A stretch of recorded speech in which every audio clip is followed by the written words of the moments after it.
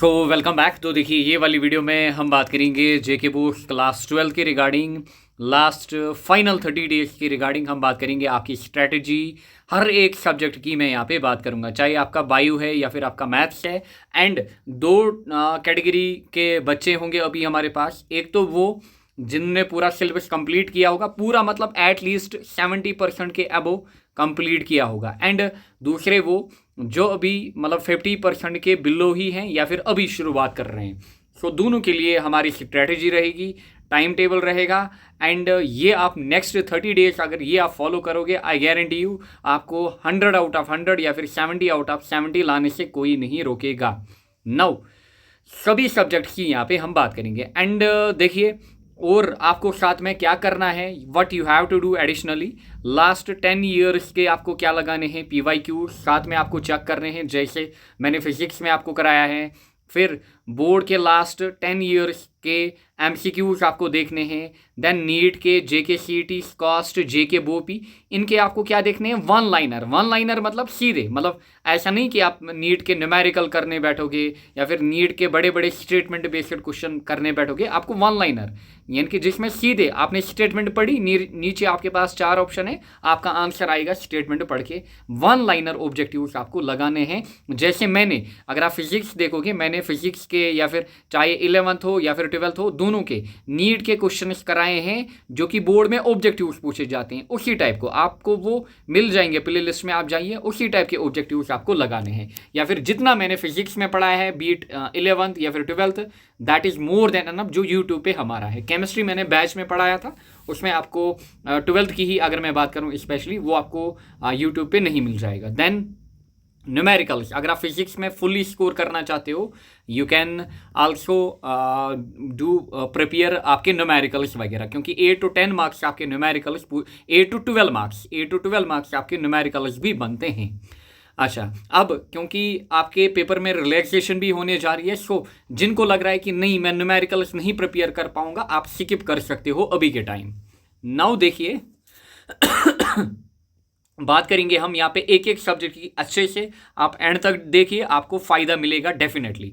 देखिए, पहले बात करूँगा मैं यहाँ पे फिजिक्स की। अगर मैं फिजिक्स की बात करूँ, आपके टोटल कितने हैं, 9 यूनिट्स आपके हैं, आपको यहाँ पे दिख रहा होगा। अब ये जो टाइम टेबल मैंने बनाया है, ये उनके लिए है जिनका सिलेबस अभी लेस देन 30% है या फिर लेस देन 50% है। जिनका सिलेबस इतना अभी है, वो ये स्ट्रैटेजी फॉलो करेंगे। क्या आपको करना है, इलेक्ट्रोस्टैटिक्स में कम से कम 5 दिन आपको देने हैं, देन करंट इलेक्ट्रिसिटी में 3, ऐसे ही यहाँ पे टाइम मेंशन किया गया है।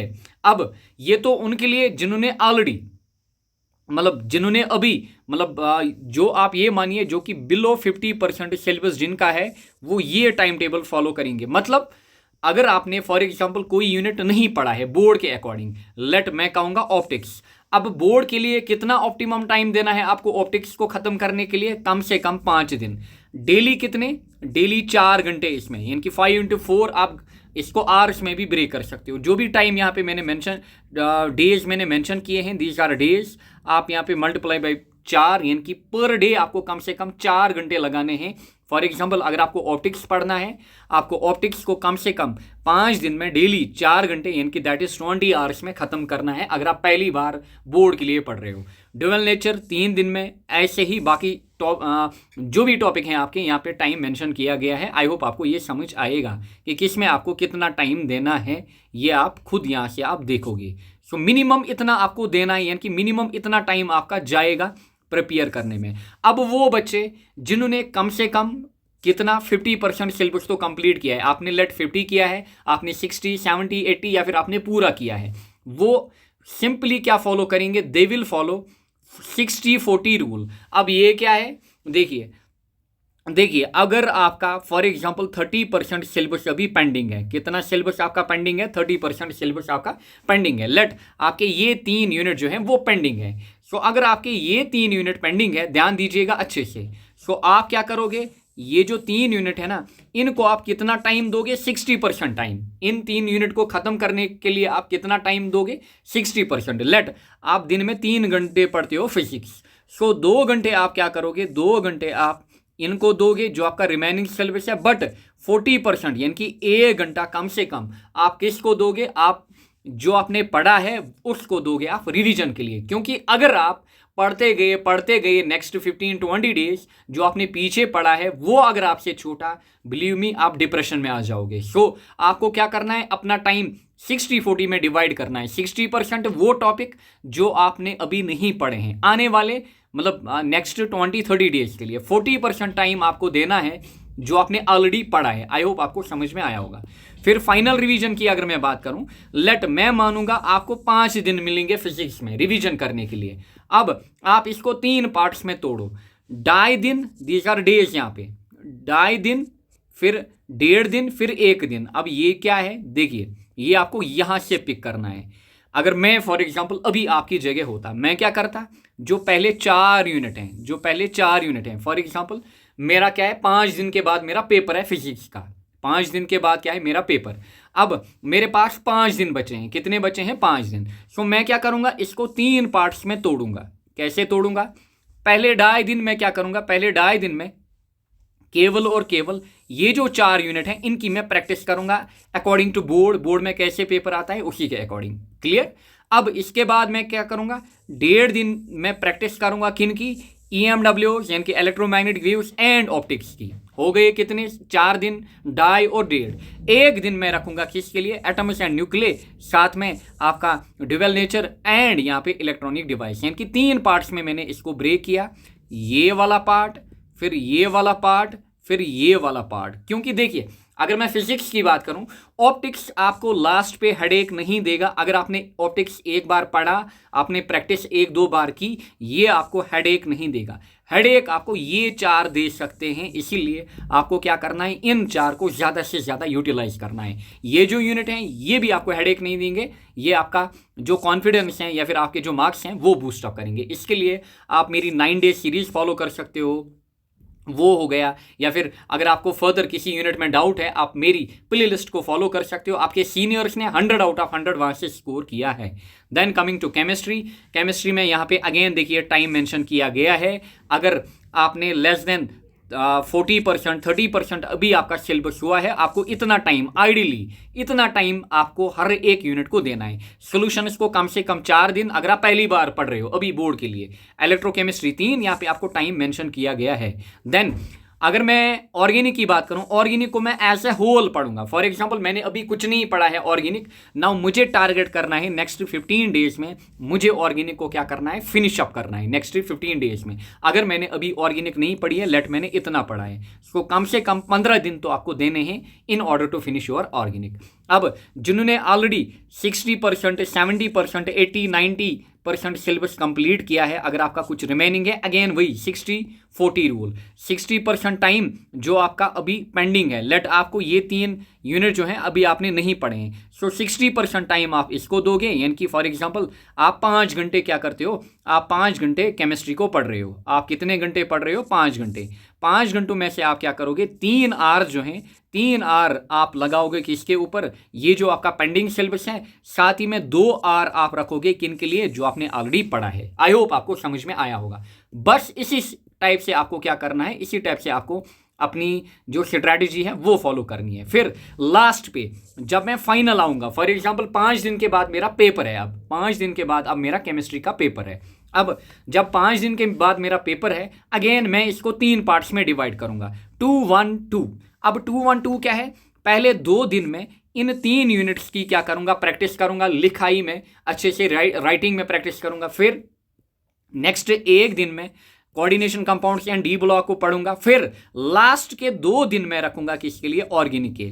हमेशा कोशिश करना ऑर्गेनिक को लास्ट में पढ़ने की, यानी कि अगर आपने पढ़ी हुई है एग्जाम से पहले, आप कोशिश करना ऑर्गेनिक को लास्ट में पढ़ने की, क्योंकि ये तब आपके माइंड में बिल्कुल फ्रेश होगी। सो मैं इसको ऐसे 3 पार्ट्स में डिवाइड करूंगा, 2 डेज, 1 डे एंड यहाँ पे 2 डेज। अगर मुझे 5 दिन मिलते हैं प्रेपरेशन को।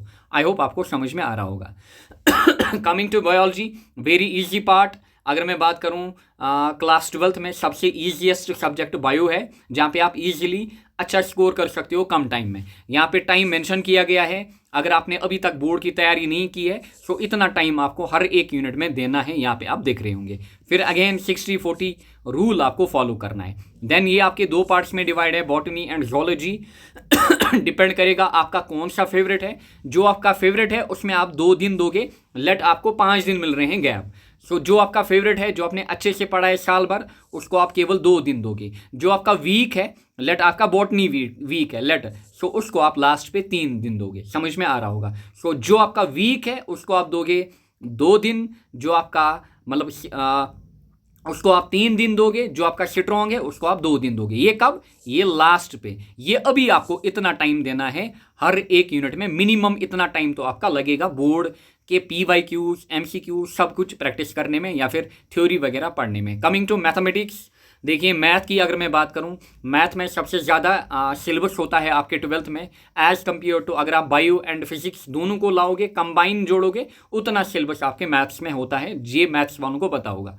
नाउ अगर मैं मैथ्स में होता अभी नेक्स्ट 30 डेज में कैसे यूटिलाइज करता, एंड आई बिलीव जो मैथ्स वाले होंगे आपने अपना सिलेबस लास्ट तक नहीं छोड़ा होगा, आपने ये गलती नहीं की होगी। मैंने स्टार्टिंग में बोला था जब आप 12th में चढ़े थे कि एक सब्जेक्ट को लाइटली नहीं लेना, that is 12th maths. Now आपको यहाँ पे टाइम मेंशन किया गया है कितने कितने दिन में आपको अपना यूनिट खत्म करना है। रिलेशन फंक्शन 2 दिन, ट्रिग्नोमेट्री 1 दिन, देन मैट्रिसेस 2 दिन, कंटिन्यूटी डिफरेंशिएबिलिटी 2, अच्छा एप्लीकेशन ऑफ डेरिवेटिव्स 2 दिन, काफ़ी इजी है। इंटीग्रल इसमें टाइम लग सकता है क्योंकि आपको ढेर सारे पार्ट्स यहाँ पे करने हैं। फिर एप्लीकेशन ऑफ इंटीग्रल अगेन 2 दिन में हो जाएगा। डिफरेंशियल इक्वेशन लंबे चौड़े क्वेश्चन यहाँ पे हैं, 4 दिन मैंने रखे हैं। 3D एंड वेक्टर्स मेरे हिसाब से बाकी के कंपैरिजन में काफ़ी इजी, इसमें आपके कितने लगेंगे? 6 दिन। अच्छा लीनियर प्रोग्रामिंग 2 दिन, प्रोबेबिलिटी 3 दिन। ये तो हो गया अगर आपने कुछ भी नहीं पढ़ा है तब आपको कितना टाइम यूटिलाइज करना है।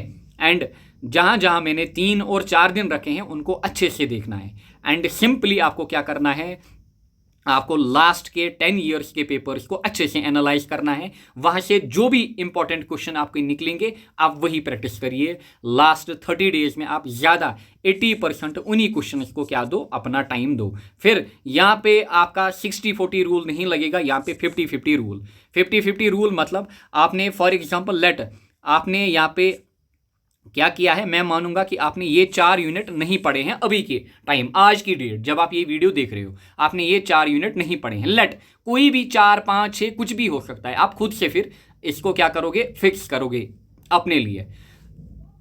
नाउ देखिए आपने 4 यूनिट नहीं पढ़े हैं, सो आप क्या करोगे, अगर आप मैथ को 5 घंटे पढ़ रहे हो, 2.5 घंटे आप क्या करोगे, 2.5 घंटे आप ये वाले टॉपिक पढ़ोगे एंड 2.5 घंटे आप क्या करोगे, जो आपने टॉपिक पढ़े होंगे आप क्या करोगे, उनको यूटिलाइज करोगे। आई होप आपको समझ में आ रहा होगा। सो यहाँ पे आपको 50-50 रूल लगाना होगा।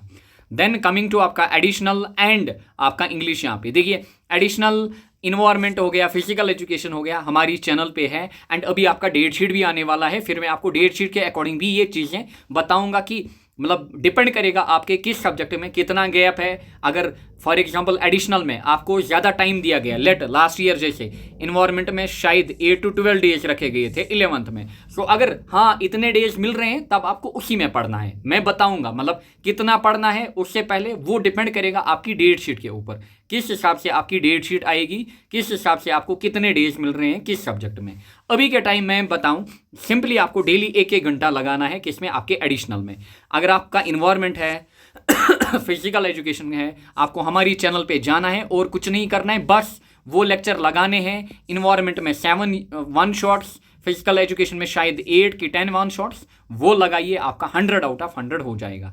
एंड अगर आपको लास्ट पे 5 या 8 दिन गैप्स मिल रहे हैं तब एटलीस्ट 30% सिलेबस पहले ही खत्म करिए, 70% सिलेबस आप उन डेज में ख़त्म कर सकते हो। डिपेंड करेगा आपका डेट शीट किस अकॉर्डिंग आएगा या फिर किस हिसाब से आएगा। देन कमिंग टू आपका इंग्लिश में आपका बुक एंड ग्रामर 2 पार्ट्स हैं। बुक में आप थोड़ा ज़्यादा टाइम दोगे, 70% टाइम, 30% ग्रामर में।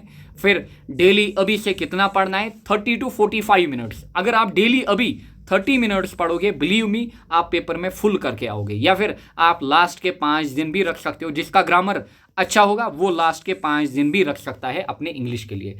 सो this is all what you have to follow in each subject. I hope आपको आइडिया मिल गया होगा आपको क्या करना है।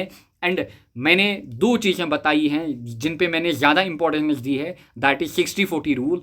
अगर आपका टॉपिक कोई भी पेंडिंग है 60% उस पर दीजिए, but 40% still you have to utilize जो आपने पढ़ा है, क्योंकि जो आपने पढ़ा है कल या फिर आज से 1 हफ्ते पहले, अगर आप विद इन 1 वीक चीज़ें रिवाइज नहीं कर पाते हो, बिलीव मी वो चीज़ें आपको याद नहीं रहती हैं। सो आपको कोशिश करना है कि जो मैंने विद इन वीक पढ़ा है उसको मैं रिवाइज करता चलूँ।